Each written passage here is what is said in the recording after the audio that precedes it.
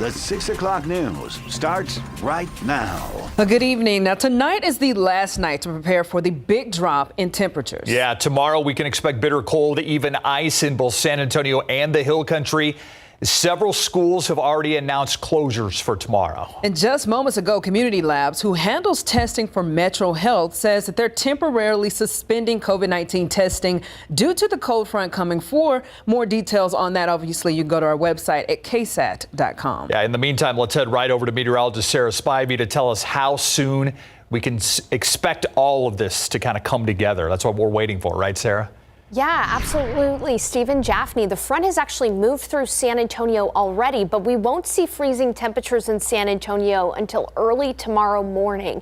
Now, winter storm warnings and winter weather advisories are blanketing most of the state.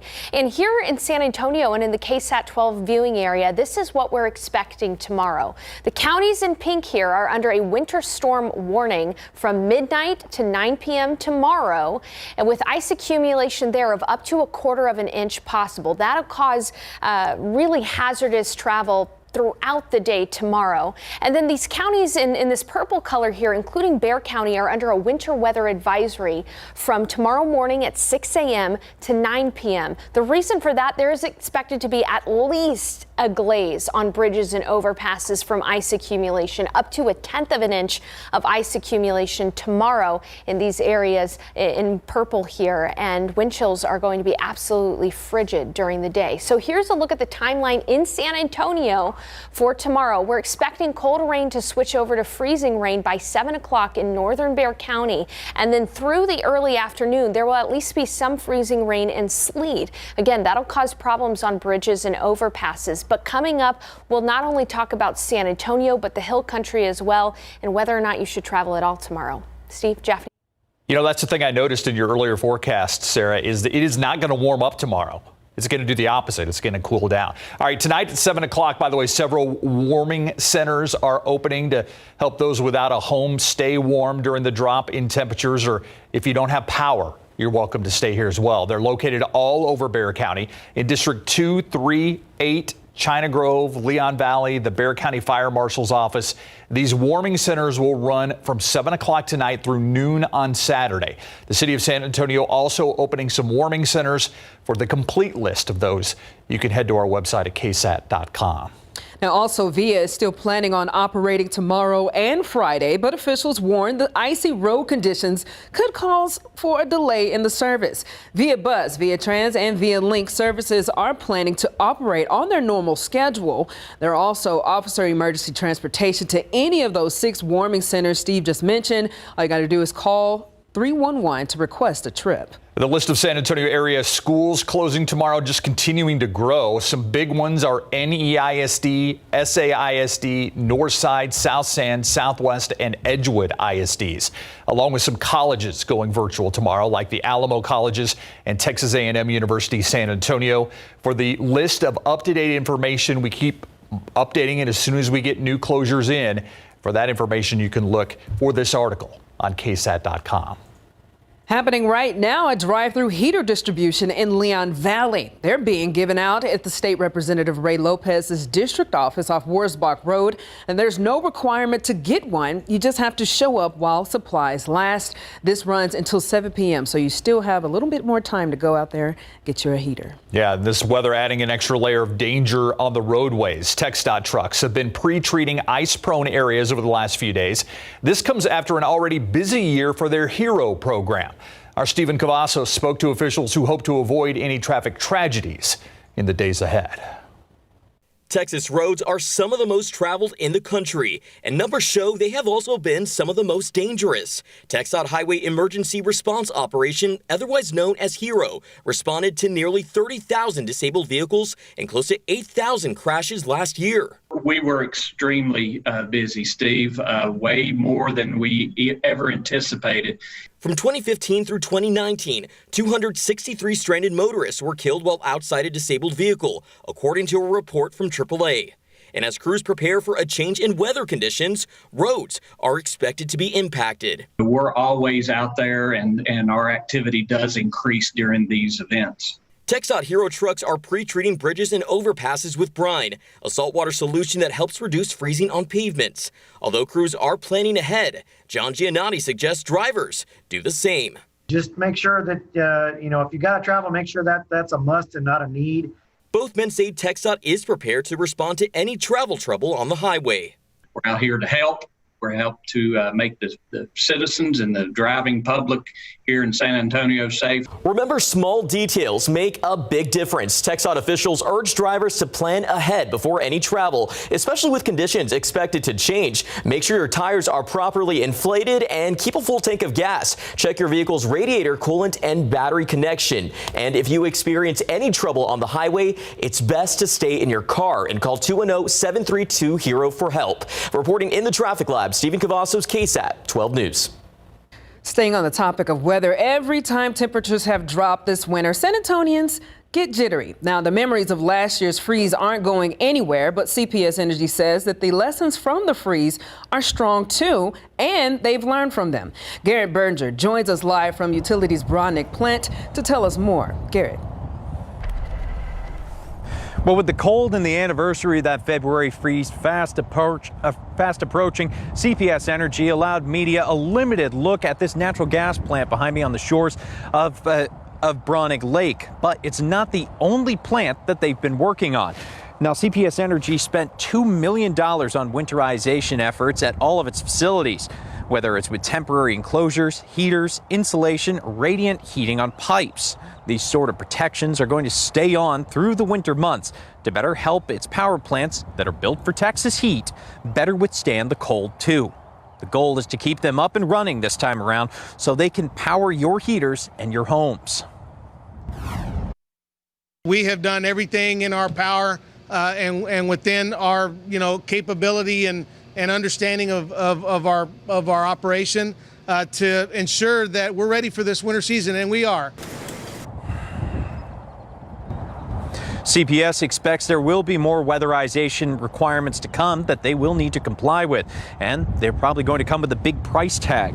Garza said it could be possibly around $150 to $200 million over the next 5 years. Now, the cost of weatherization was part of the reasoning behind the recent CPS rate increase, and they're already planning to come back for another one in the next couple of years.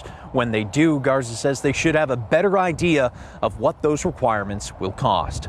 Live at Bronick Lake, I'm Garrett Berger, KSAT 12 News. Worried about power, also apparently worried about groceries. Hardware stores and grocery stores actually saw droves of anxious shoppers who've been stocking up on enough supplies to last them for a few days and other necessities.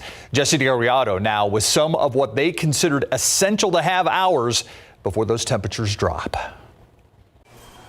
The rush that began at 6 a.m. didn't slow down at this Home Depot. The item most in demand, faucet covers. The manager says they may have some left. But we do have a lot of insulation if that's what you're looking for. Chelsea Olson certainly was. Although her older home was spared last year, she wasn't taking any chances with pipes bursting and expensive plumbing repairs. I'm just, thinking about last year and how crazy it got. Maria Rosa Valero's home also was spared, so the insulation she bought wasn't for pipes. We have a lot of young trees, young fruit trees, and I don't want them to die. She says they'll use the insulation for the tree limbs and insulated blankets for the tree trunks. La Fiesta Supermarket started seeing its rush of customers on Tuesday. The biggest sellers? A lot of soup mix, a lot of shanks, a lot of chicken, they're flying off the shelf. Thank God we have plenty of that. We're kind of prepared for that. Luckily, he says the store doubled its order from suppliers for customers like Lupe Benavides. I'm going to wait till Thursday evening probably to have caldo, and maybe Friday have a different type of caldo. Benavides is among the shoppers who want to be prepared in case they can't leave the house. It's kind of scary. You hope you're better equipped this year because you went through what you went last year. At this point, she says she should be ready. I am. I think we are. I think we certainly hope so. Jesse Degollado, KSAT 12 News. 3 San Antonio children are now in the custody of their aunt after their mother was killed allegedly at the hands of their father. Marianne Pompa died Monday at a West Side home. San Antonio police still trying to investigate what happened that led to her death. Her mother says this loss is unbearable. You coward!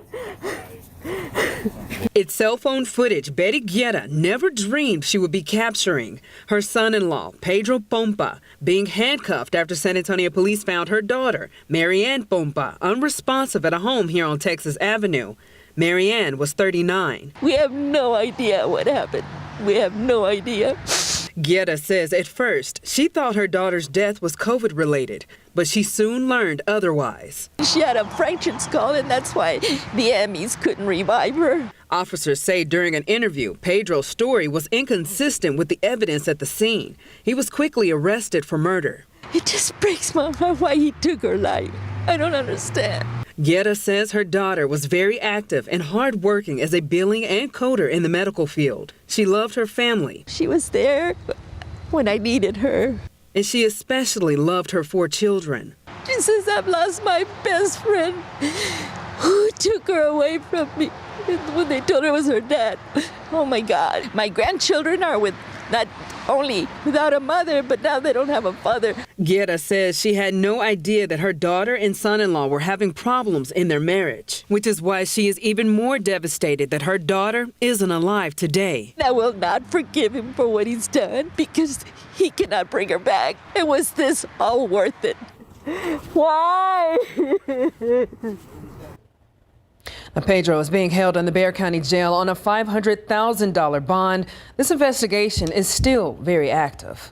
A man facing charges in connection with a shooting that happened in the River Center Mall parking garage. We first told you about the story on the Night Beat when it happened on Sunday, January 23rd. 19-year-old Nathaniel Mora charged with aggravated assault with a deadly weapon. Police said the incident actually began when 2 women met up at the shops at River Center for a fight. Afterwards, one of the women walked over to Bowie and Commerce, where Mora and his friend were. An argument happened, and police say Mora allegedly opened fire in her direction. No one was hurt. Sounds like an old Western. San Antonio police say an alleged shootout between 2 men ended with both of them sent to the hospital. Now, the shooting happened just before 10 p.m. on Mercedes Street near Frio Street Road and South Brazos Street. A witness heard the commotion and called police. Both men, ages 53 and 42, were injured as a result of the shooting. However, their conditions are unknown. Police found out that they lived across the street from each other and described this incident as a neighbor dispute. It seems like we've been seeing a lot of these this winter. San Antonio fire officials say another case of people just trying to stay warm and causing a fire. This time it happened last night before 11 at a 2-story building on West Houston Street, not far from I-10 and West Commerce. When fire crews arrived, flames could be seen from the 2nd floor. Fire officials say that fire started near a couch. The building had $15,000 in damage. If you still feel like you're recovering from COVID long after getting it, you're not alone. How a local doctor is leading the research into long-term COVID impacts. It's a question of, do you still need the vaccine after getting either the Delta or the Omicron or both COVID variants? We're taking that question straight through our trust index. Next. Let's take a look at TransGuide. We're looking at I-35 and Walsham Road. We have a lot of activity happening on the roadways. So if you're in the area, please stay slow and stay safe.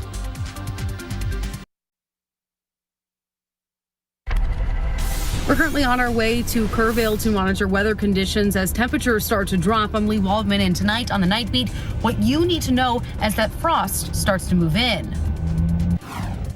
Warming shelters are opening up ahead of tonight's freeze. Tonight on Night Beat, we'll speak to the executive director of Corazon San Antonio about the importance of getting the vulnerable population off the streets and into a warm place to stay. Now, as the virus that causes COVID-19 keeps mutating, new variants continue to appear.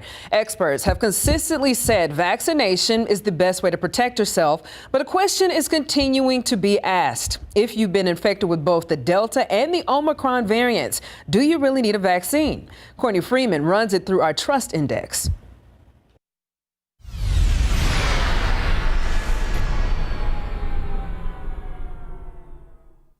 As new variants pop up and people become infected with COVID more than once, a question of natural immunity has been raised by our viewers. If you've been infected by the Delta and Omicron variants, do you still need a vaccine? I think if you've had Delta and Omicron, part of the answer of do you need the vaccine is in that question, because if you've already had both it shows the main issue is that you can still get reinfected. Dr. Jason Bowling is an infectious disease expert with University Health System and UT Health San Antonio, confirming information from a recent Trust Index story. You had both. There is a potential, unfortunately, unlucky as it sounds, that you could get another variant moving forward or get reinfected with the same variant if enough time passes. That amount of time still up for debate in the medical community. What we know about natural immunity is it does provide some protection, but for a very short time period. And the protection doesn't seem to be as strong as the protection that we see with vaccines. The protection from vaccines also lasts longer, too, from the studies that we have so far. So the answer to the question is yes, you should still get the vaccine even if you've had COVID from 2 different variants. That means it's true on our KSAT Trust Index. Courtney Friedman, KSAT 12 News. And Courtney, thank you. Now, if you have a claim, photo, or post you'd like for us to check out, just submit it to us. Just go to ksat.com/trustindex. Speaking of COVID, tomorrow a local doctor will head up testimony before Congress on the new impacts of COVID on long-term disability, adding long COVID to the list. Dr. Monica Verduska Gutierrez is the founder of Post-COVID Recovery Clinic at University Health and UT Health San Antonio, which opened in August. She says for a large number of patients, there are serious symptoms that linger months and years after an infection. She says much research is needed. After fatigue, the patients may also have things like their loss of smell and taste, as we've discussed. They may have concentration deficits, ongoing shortness of breath, palpitations. And, when you look at the studies, up to 50 or more symptoms that some patients will have. And some of them are so impacted that they're needing disability or needing to stop work. The House Ways and Means Subcommittee describing long COVID-19 as the, quote, largest new entrant into the disability community in modern memory, end quote. University Health recruiting recovering patients for a recover trial, as they're calling it, hoping to discover more about long COVID and get treatments to patients who have lingering symptoms. Taking a live look across the city ahead of the cooler temps and a winter-packed forecast. What a difference a day makes. We were talking about 70s yesterday, and the temperatures are already falling out there, Sarah. Absolutely. And by tomorrow morning, we're going to be bitterly cold. Temperatures will be near freezing tomorrow morning in San Antonio with wind chills in the 20s and teens. So let's get down to business. Let's talk about what you can expect here and across the hill country. Take a look at temperatures right now. It's already in the 30s in Kerrville, 36 in Rock Springs. It's 51 in San Antonio. That front has moved through. There are some areas of rain out there in San Antonio, but I want to assure you there will be no problems traveling on the roads tonight. By tomorrow morning, though, in San Antonio, you're going to want to avoid traveling if you can. Take a look at temperatures across the state of Texas. 12 degrees in Amarillo, but it's in the 70s and even near 80 degrees in Laredo. Now, behind this front, there's a lot of moisture. Look at all the snow, ice, and rain that's falling behind this front. And what we're going to be seeing over the next few hours is this entire system pushing down to the south, and eventually San Antonio is going to see ice. Let me take you through the high-res futurecast. So tonight in San Antonio, really just a cold rain expected. However, in the overnight hours, even as early as 11 p.m. midnight, we're going to start to see some ice developing in Rock Springs and Kerrville, and as well as in Fredericksburg. Cold rain for the rest of us. And then as we head to 6 a.m. tomorrow, so right around before dawn, we're going to see that ice line transition into northern Bexar County. That's when we're going to start to see some freezing rain in Bexar County, in northern Bexar County, close to 6 o'clock tomorrow morning. It should be a cold rain 7 o'clock in San Antonio and point south, but up in northern Bexar County, expect the ice. In Kerrville and in Canyon Lake and in Boerne, expect ice early tomorrow morning. By the mid-morning hours, just about everyone in San Antonio, New Braunfels, Seguin, Canyon Lake, going to be seeing some form of ice, mainly in the form of freezing rain with a few sleet pellets. And then by lunch, that'll start to push off to the east, but we could still see some ice around lunchtime here in San Antonio. By the evening, any ice problems will be moving off east toward Houston. So let's talk a little bit about potential ice impacts tomorrow. Most of San Antonio under a minor ice impacts, and we'll talk about what that means. About 1/10 of an inch of ice possible in those minor regions. But in the moderate areas, that's north of 1604 and up toward Canyon Lake, Bertie, and Kerrville, there could be up to 1/4 of an inch of ice accumulation, with even higher amounts toward Austin. Now, what does that mean? Well, up to 1/10 of an inch of ice where those minor impacts were. Bridges can get slick, overpasses can get slick, but north of 1604 and in the hill country, most roads could get icy, as well as bridges and overpasses, with a light ice possible on trees. And ice is heavy and could cause some of those tree limbs to break and definitely bend. So, should you travel? Short answer is no. I do not. If you can avoid traveling, avoid it tomorrow, but especially in the hill country, just know morning, midday, and evening. If you have to travel in San Antonio tomorrow morning, midday, or evening, use caution, especially on bridges and overpasses. Those tend to ice first. By Friday morning, conditions will really improve, but there still could be some slick spots, black ice as we call it, on those bridges and overpasses in both the hill country and San Antonio. But by the midday, we're going to see great improvement to travel on Friday. So don't travel tomorrow if you can avoid it. By Friday midday, it's going to be all right. All right, tomorrow morning, we'll be at 32 degrees, cold tomorrow morning. And as Steve was mentioning earlier, temperatures are actually going to fall throughout the day tomorrow, so that by Friday morning, we'll be in the low 20s.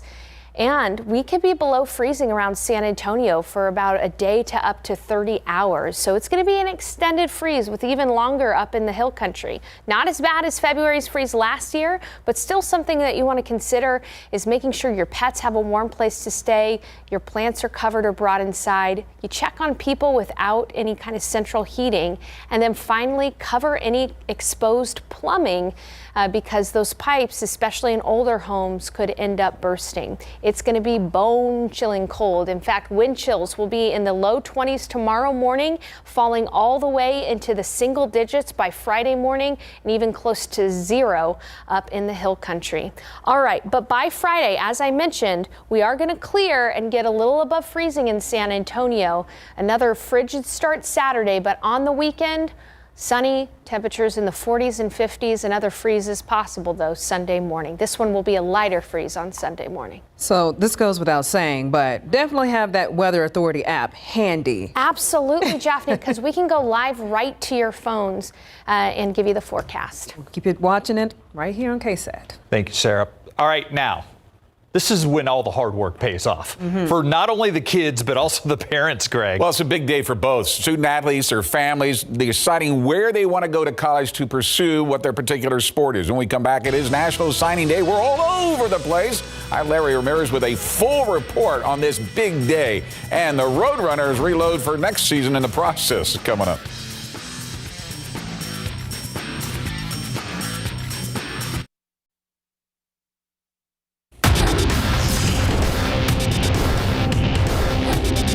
I'm just really excited to go up to Boston to go play at Wentworth Institute of Technology. Oh, it really is. It's like a huge weight off my shoulders, but it's so exciting. It's National Signing Day over Central Catholic. Stephen Gomez is headed to the College of Mount St. Vincent, and Sammy Silva, the Wentworth Institute of Technology, to play lacrosse and big board sports. This is National Signing Day, where high school athletes let us know where they'll be taking their talents to college. And one of the biggest events is at Madison High School today. That's where as many as 6 Madison Mavericks, with their families by their side, sign the letters of intent, including Nevin Cooper to play football at Prairie View, Texas A&M, Dallas Star Johnson, volleyball at St. Mary's University, Seth Lackey at the swim team at the University of the Incarnate Word, Melanie Torres, soccer for Sel Ross, Dylan Hummel, and Curtis Titterell for baseball at Eastern New Mexico. Oh, it's a big relief, like just finally having that part off, and I don't got to worry about it. So now I can just worry about my schoolwork and just keep on working out and stuff. They're really excited and they're very relieved. It's a whole weight off of everyone's shoulders. So it's really great to see them happy and excited for me.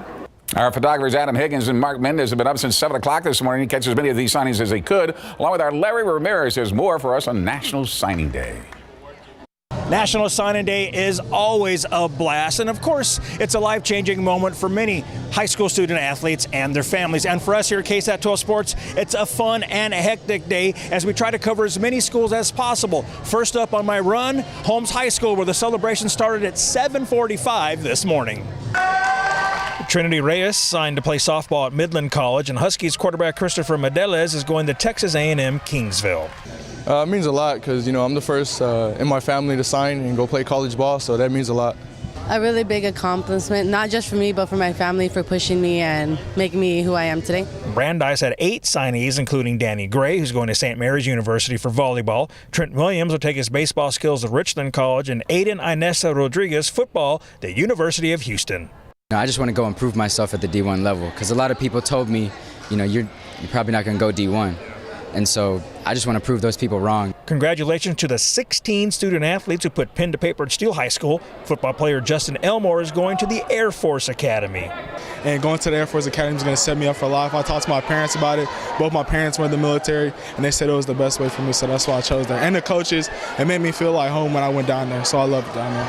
Final stop, Incarnate Word High School for 6 more signees. We have Hannah Colum, Isabella Gomez, Devin Henry, Zaria Pearson, Belicia Martinez, and Sienna Rodriguez. I really love the area, and the school is a great Catholic school, and the cross-country program is growing with a great coach, and I'm really excited. Should be fun.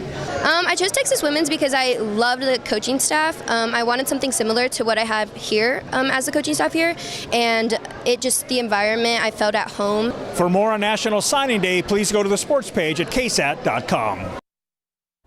All right, thanks a lot, Larry. Today was also the day the HSA Hippo Ball coach Trent Traylor added to his 2022 recruiting class to see if the Roadrunners can improve on their 2021 finish. So it's a record 12-win season and first ever Conference USA Championship. Traylor added 5 recruits to his class, including linebacker Caleb Brown out of Austin LBJ, two-way starter Cameron Cooper out of Dayton High School, quarterback Zaw Frazier, a JUCO All-American defensive lineman at Ty Leonard from Galena Park North Shore, and offensive lineman Vinley Tatafu from Independence Community College. And as you heard Larry say, you can go right now to KSAT.com. We have a lot of the athletes we didn't get to feature right now online. Sounds good. Thanks. Thanks, Greg. All right, our KSAT Q&A with Mayor Ron Nirenberg after the break. All right, we've been talking about the weather a lot during this newscast, as we should be, because it looks like it will be getting extremely cold, possibly icy on our roadways, and we are pleased to be joined by San Antonio Mayor Ron Nirenberg to talk about how he feels going into this cold snap that we're facing over the next 24, 48 hours. Mr. Mayor, a lot of people obviously concerned about what happened almost a year ago with the massive power outages, the water outages. Are you satisfied that both CPS and SAWS and the city are prepared for this cold snap? I am satisfied that CPS Energy and our local infrastructure and crews and agencies are prepared, and we have warming locations that are ready to open for general public tomorrow. We do have warming locations for unsheltered individuals, and outreach to our homeless population's already been ongoing. People can get more information at sanantonio.gov/severe-weather for all the weather-related services that are available. But I'll be candid with you, Steve. The preparedness at the state level, because again, the state controls the grid management across the entire state of Texas, matters. And the lack of action from the session to now with regard to putting teeth into winter preparedness still concerns me. So we hope that ERCOT stays up and doesn't force outages onto local communities as they did last winter. But time will tell. I think that at the local level here in San Antonio, we've taken care of our business. We will continue to do that. And we hope that ERCOT also has been pressing to make sure other local communities are doing the same, because we all feed into this state grid that is going to be tested in this latest wave of cold air. Now, Mayor, I know on the topic of many people who are thinking about this, last year, obviously, some people in the dark multiple days without water. And I think the biggest frustration was the communication. So are you prepared this year to better communicate, what's going on and what your plans are to help people move through this process? Yes, and I have to give credit to all of the agencies involved and the public, as well as our emergency preparedness committee that really came up with a lot of new plans and protocols after the winter storm. You may have noticed on your cell phone or in your email box or even on TV or on the radio more messaging about in advance of this latest cold front. That's going to continue. You're also seeing more winter-related messaging from ERCOT and what that's doing to the state grid. So I think writ large, from the state to the locals, there's a lot more communication about what we're confronting. We did get to kick the tires a little bit on the cold front that really didn't materialize into severe weather about a week or so ago. And that allowed us to kind of test all these different agencies and protocols. But we are prepared, and the messaging has already begun, and the services are in place to make sure that we're prepared should we get into the more severe parts of this cold front. Yeah, and I want to mention that there are some warming centers that are opening tomorrow at noon. There are some that are opening, I believe, tonight at 7 o'clock. So there are warming centers out there. Of course, we have all this information on KSAT.com. If you need a place to get warm, they are out there. Take advantage. All right, Mr. Mayor, I want to shift quickly to COVID and some of the numbers. We talked last week about the fact you were seeing some long-range forecasts that showed that the numbers seem to be going down. Does that still seem to be holding true? It is, and thank goodness it won't come soon enough. But we are seeing a little bit of easing in terms of the hospitals. We are seeing lower case rates, and our positivity rate has now declined from near 40% to the low 30s. We need to see that continue because we're still very high volume in the hospitals. We still have a lot of new infections and new admissions that are taking place. But it is starting to ease up. I will tell you that the decline in cases is not happening as fast as we would have hoped for. But if we can keep it consistent, we'll do that. And I want to emphasize again that the Omicron variant is highly contagious, and the severe cases and the hospitalizations are coming primarily from unvaccinated individuals. And the best protection against Omicron is getting fully vaccinated, and that means getting a booster, that third shot. And we still have a long ways to go. If we want to see that drop precipitously, the infection rate drop precipitously, we need to get more people fully vaccinated. That's completing the series, and that includes now, based on CDC recommendations, that third shot, the booster shot. We have about 30 seconds left. Quickly, I want to ask you about Broadway before we let you go. Any new developments? Are you communicating with the state at this point? And what's going to happen with the bond money? Is it still up in the air? Well, it's to be determined. Our commitment to the voters is to complete the project that they voted on, and that the stakeholders have worked with us through thousands of hours to design. That's our commitment. That's the project we plan to deliver. We have begun communication with the state, with TxDOT, to see if there's a path forward to address their concerns, but a lot hangs in the balance. Again, our commitment is to what the voters approved and what has been poured over for years and countless meetings and hours in town halls, et cetera, to design a complete street on Broadway. Mayor Ron Nirenberg, always appreciate your time. Thank you. Thanks, y'all. Stay warm. Stay with us. I want to show you some never-before-seen surveillance video from the deadly 2018 shooting at a Nashville area Waffle House. It played in court as the trial against the accused gunman, Travis Reinking, intensifies. You can actually see the dining room full of people, then glass flying through the air as bullets pierce the windows. Then, in an act of pure bravery and courage ignited by terror, the man hailed as the Waffle House hero, James Shaw, confronts the gunman. Reinking indicted on 17 counts, including 4 counts of premeditated murder. Space fans, listen up. NASA is retiring the International Space Station after 3 decades in orbit. Now, the agency is planning to crash the ISS into the most remote part of the Pacific Ocean in January 2031. The area known as Point Nemo has been the crash site for hundreds of pieces of space debris over the years. Since launching in 2000, the ISS has had orbited 227 nautical miles above Earth. Without the ISS, NASA NASA will rely on the private sector to help continue scientific research in space. Stay with us.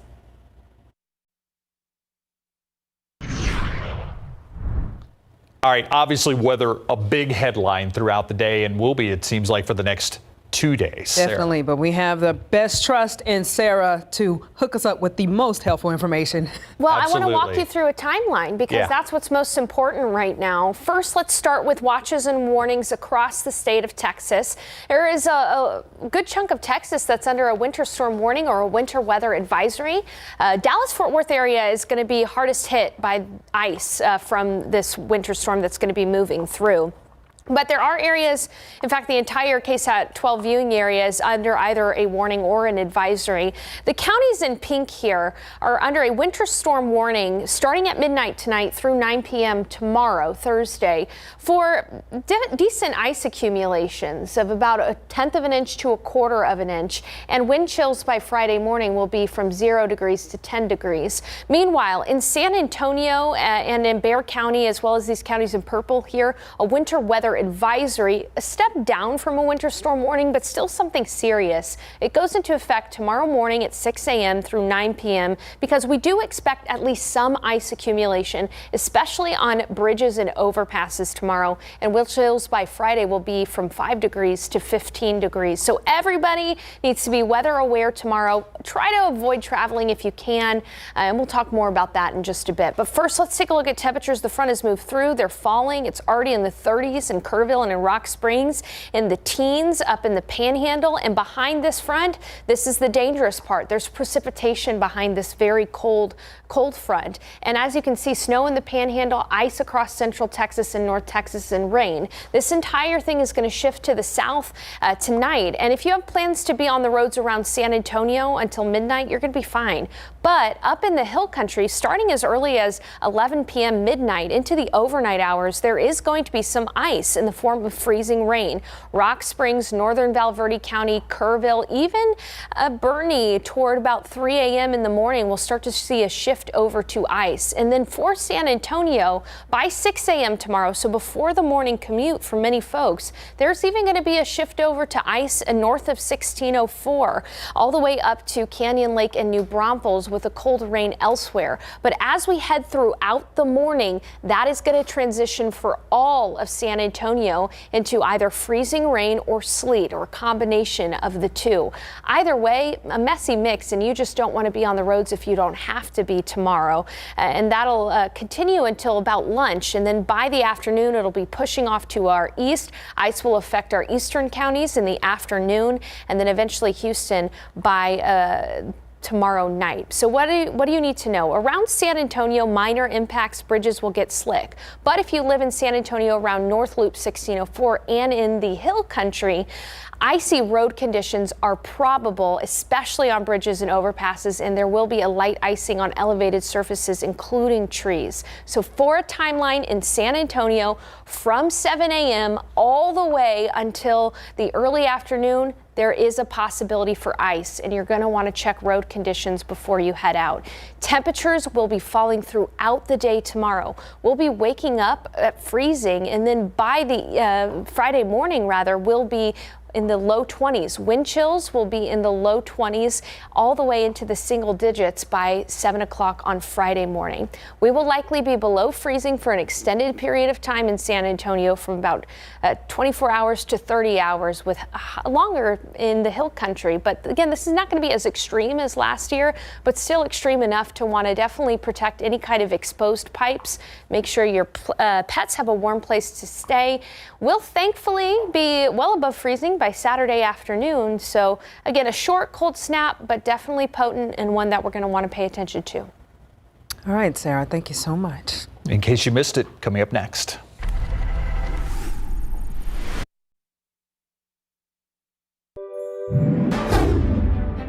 And good morning to you. It is Wednesday. Only 5 forced out of their home last night after it caught fire. Happened around midnight on the south side on Hartford near South New Braunfels.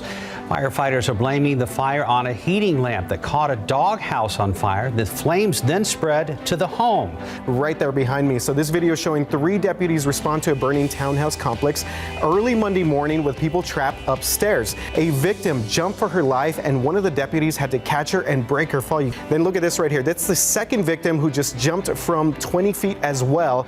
Lights that you couldn't miss highlighted a situation that San Antonio police say very few people seem to see. They found 2 men, neighbors in their 40s or 50s, each on the ground outside their homes. Both had been shot several times, and police believe each one shot the other. 2 other news at 5. There was a loud bang, then a fire, and now San Antonio fire investigators trying to figure out what caused it. The 2-alarm fire broke out at a mixed-use commercial building on Loop 410 in Starcrest. That was about 10:45 this morning. Smoke could actually be seen and smelled for miles. Fire Chief Charles Hood says the design of the building made putting the fire out more difficult than usual. Dara ISD, Divide ISD, Ingram ISD, and Seguin ISD have all canceled classes for tomorrow. Brackett ISD will have a delayed start at 11 a.m. tomorrow. Meantime, Luling ISD, Blanco ISD, San Marcos CISD, and Texas State University are all planning to close tomorrow and on Friday.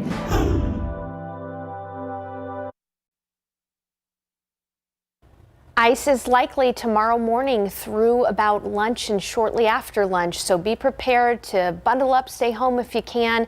We'll be below freezing for 18 to 36 hours. We'll finally see some sunshine over the weekend, back in the 40s and 50s. An update.